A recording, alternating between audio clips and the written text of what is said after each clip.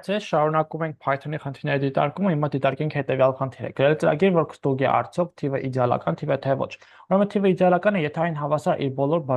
բաժանարարների գումարին։ Օրինակ 28-ը, որի բաժանարարները 1-ը, 2-ը, 4-ը, 7-ը եւ 14-ը եւ ինքը հավասար է իր գումարին։ Դե եկենք անցնենք խնդրի լուծմանը, ուրեմն number-ը որոշվել է ծրագրի աշխատանքի ընթացքում, հավասար է int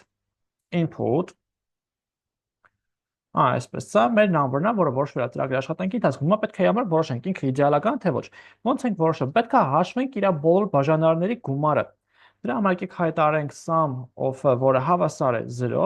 ինքը իր բաժանարարների գումարն է լինելու ու range-ով պատտվենք,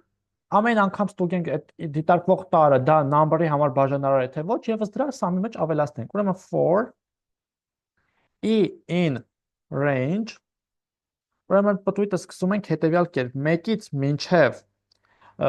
կամայական թվի բաժանարար հաշվելու համար բավական մինչև այդ թվի կեսը գնալ։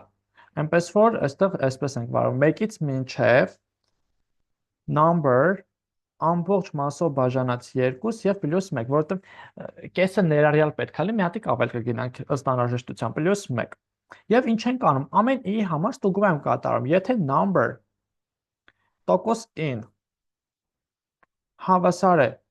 0, այսինքն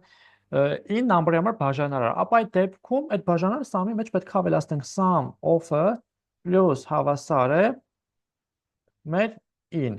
այսպես, հավասար in։ Վերջ, մեզ վերջում մնում է կատարել ստուգում։ Print անենք հետևյալը։ Տեսնենք sum of-ը, այս նոր 0-ից գումարը, արդյոք հավասար է մեր number-ին թե ոչ, number, այսպես։ Եվ ըստ դրա հասկանանք, արդյոք ինքը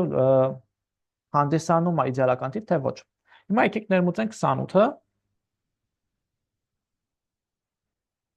եւ տվեց true, որտեղ 28-ը իդեալական թիվ է։ Հիմա եթե ես ներմուծեմ